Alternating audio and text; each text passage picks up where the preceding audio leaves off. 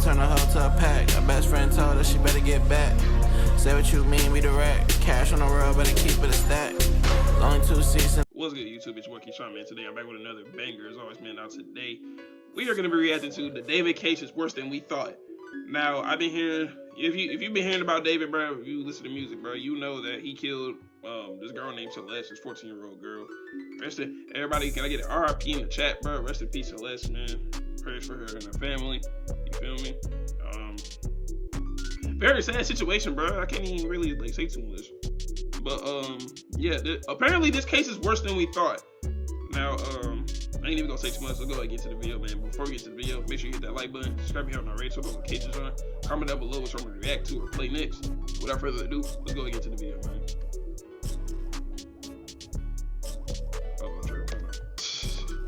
Now, most people have already heard about this story. Popular singer David, spelled d4vd, was arrested in connection with the death of 14-year-old Celeste Rivas Hernandez. But what's come out since then changes everything. The motive, the timeline, and what happened the last night Celeste was ever seen, when David invited her to his home. In the mind you, they took forever. They took forever to get this nigga. Mind you, the internet then solved this case like the day it came out. I literally remember when this case came out. The internet literally solved this case. It's literally in his song. What took them so long? Now, I will say this. Hold on.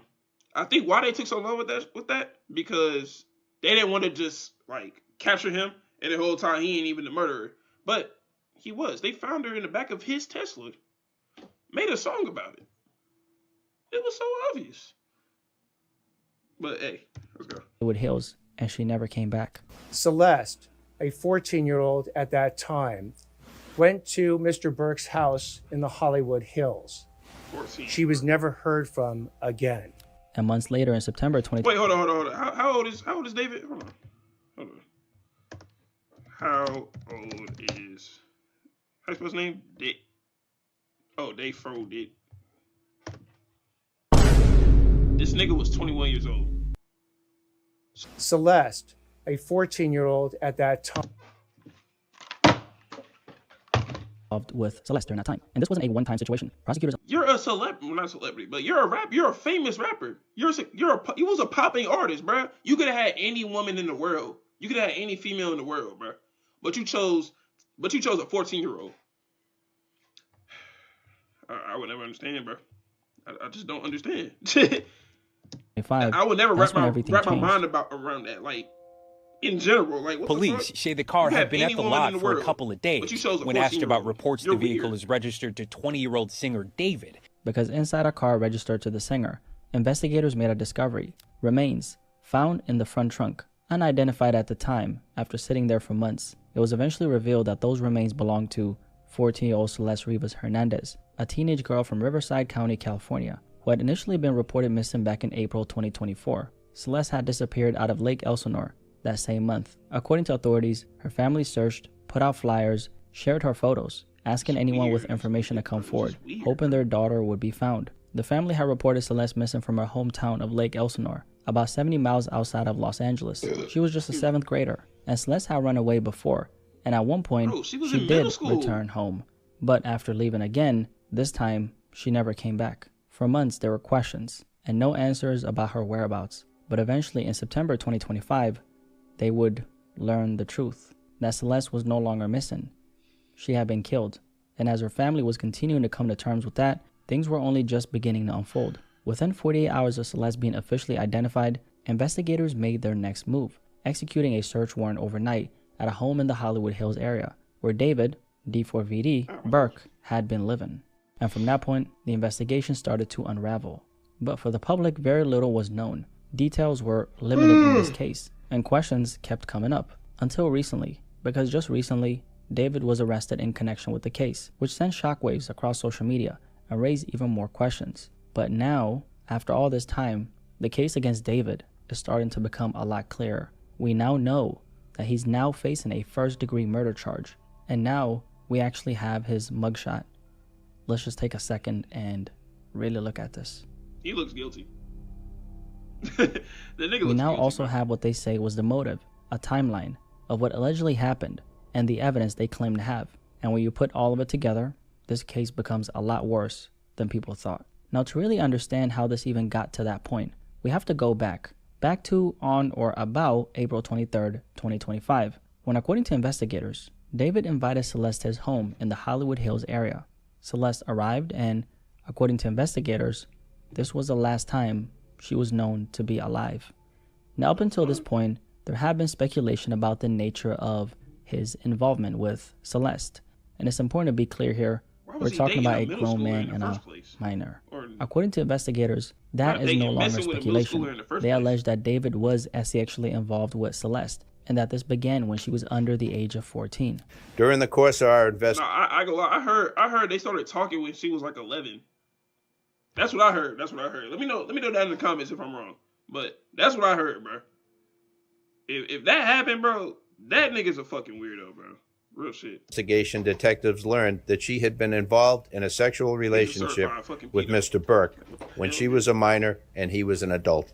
But it doesn't stop there, because according to the criminal complaint, investigators say Celeste had at one point been living with David, and in their words, he had recurring access to her, which meant this wasn't something distant or limited. This was direct access over a period of time.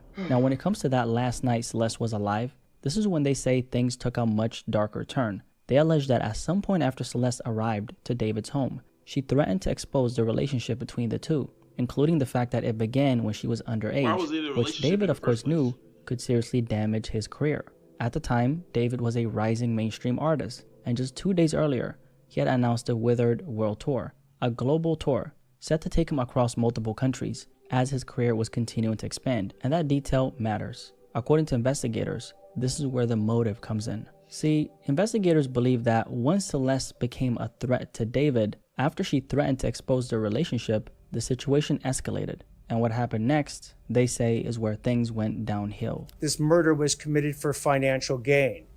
As the evidence will show in court, the financial gain was for Mr. Burke to maintain his very lucrative musical career that Celeste was threatening. They allege that after she threatened to expose him, the situation escalated into her murder. However, it didn't stop there. They allege that on or about May 5th, 2025, Celeste's remains were further altered.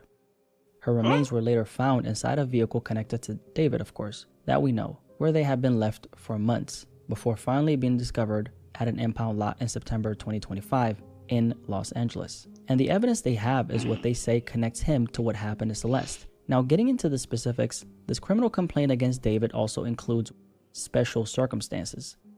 And these are very important because they make the case significantly more serious. According to the complaint, one of those is murder for financial gain. Another is the murder of a witness, with Celeste being considered that witness. And the third is what's called lying in wait, which means police believe the act was carried out in a deliberate and concealed manner. The complaint also alleges that David personally used a deadly weapon, described as a sharp instrument, in what happened to Celeste. In other words, they allege a sharp object was used in the killing of Celeste. Now, that lying in wait part, that's important to understand, because in legal terms, it's not just about what happened, it's about how it allegedly happened. Lying in wait basically means someone waits, watches, and then carries out a surprise attack. In other words, it suggests planning and it suggests intent. Now, if you try to picture this for a second, Celeste shows up to the home she was invited to by David, not knowing what she's actually walking into. And according to authorities, what happened next was anything but expected. They allege this wasn't random, but something that involved waiting, concealment, and a deliberate act in what happened to Celeste. And legally, that makes the case much more serious, because when or if prosecutors are able to prove something like that, it can elevate the charges and significantly increase the potential consequences. Now, to really understand how this even got to that point, we have to go back to 2023, when this situation, not relationship, situation involving David and Celeste was already developing behind the scenes. At this point, authorities say the two were already sexually involved, while Celeste was still under the age of 14, but the full extent of it is still not entirely clear. What we do know is this. According to the criminal complaint, between September 7th, 2023 and September 7th, 2024, David was reportedly involved with Celeste during that time. And this wasn't a one-time situation. Prosecutors allege that this was ongoing over an extended period of time. It's also during this time that investigators say Celeste had at one point been living under the same roof as David. Now, one thing that's still not entirely clear at the time of me recording this video is how exactly Celeste being considered a witness fits into everything we're talking about right now. Although this is included in the complaint, they haven't fully explained what they're specifically referring to or exactly what she may have been a witness to. Now, based on what's been alleged so far and what we know so far, you can start to piece everything together yourself in your head, if you get what I mean, right? Especially considering that they've already said she was threatening to expose the relationship. So one can only assume that she was a witness in her own case. You get what I'm saying? But we don't know that yet. So as of right now, that part of the case hasn't been fully laid out publicly. The details of the allegations that have made, particularly with that special circumstance, will be produced in court. Now we're at a point where we know, according to the authorities, that there was an ongoing situation between the two, that Celeste at one point was living under the same roof as David, and that he had direct and recurring access to her. And on that final night, she threatened to expose that. And from there, they allege everything escalated, leading to her murder. Now, one of the biggest questions people have been asking is, why did all this take so long? Why did it take this long for the police to make an arrest? And according to the authorities, she ain't even in high school, gang. She was in fucking middle school. Why are you seeing a middle school? You're a grown-ass man, God. A big part of that comes down to the condition of Celeste's remains. Because of how much time had passed between her death and when she was unfortunately discovered in the manner she was discovered, like it delayed the medical examiner's ability to determine a clear cause of death. And that also meant that crucial evidence had either degraded or completely disappeared over time, unfortunately. On top of that, investigators were also dealing with something else, a massive amount of false information that was spreading online. If you guys remember, when the story first broke, things were pretty chaotic. There was a lot being said, and the majority of it was actually not accurate. And even a lot of very popular media outlets ended up pushing information that wasn't fully verified at all. And because law enforcement had to sort through all of that information while trying to piece together what was done to Celeste, it made this investigation that much more difficult, and ultimately, that's what added all this time to it. Now, another key reason why this case took time is because, according to the authorities, there was no direct eyewitness who actually saw what happened to Celeste. And on top of that, they also didn't have any clear footage that directly shows David committing the act. So, what that meant was investigators had to rely on something else, a full and extremely thorough investigation. They went through digital evidence, they went through forensic evidence, and every lead they could find, while also speaking to witnesses. And according to the authorities, not everyone they spoke to was cooperative. So before bringing any charges, they wanted the highest level of confirmation possible based on everything they had collected. And that brings us to another question people have been asking. What makes them so confident that they can actually prove this case? It comes down to the totality of the evidence. They say they have a combination of physical evidence, forensic evidence, and digital evidence that they plan to present in court. In fact, they say the amount of evidence collected totals over 40 terabytes. 40 terabytes? What? 40? God damn, man. 40 terabytes, bro. Not gigabytes, not megabytes. Terabytes. You know how big that is, my nigga? Oh my, bro. Bytes, what the hell? terabytes. 40, and based on 40 everything they've terabytes. gathered, they believe they can prove their case against David beyond a reasonable doubt. Now, at the same time, his legal team is pushing to move things forward, requesting a preliminary hearing within the next 10 days. Right now, we don't know exactly what that evidence is or what it looks like in detail. And anyone who tells you that they have that evidence is obviously lying. But that's something we're likely going to learn very soon. What we do know is that based on everything that's been laid out so far, this case is way worse than we thought, and we're only just starting to see what it looks like. Now, with all that being said, I think it's important we stay focused on what actually happened here. A child lost her life, and that's something that shouldn't get lost in all these very grim and dark details or all the noise around his case. Celeste had her whole life ahead of her. You know, it was taken from her, and it was all taken from her in a situation she should have never been in to begin with. And that's not something anyone can put on her, because Celeste was a child, and children aren't capable of understanding the kind of situations they're being placed in. It's just tragic. He took advantage of it. And it's a reminder of how important it is that we protect children in this world and take situations like this seriously. Rest in peace to Celeste Rivas. And I hope justice is served for what was done to this little girl. I'm out.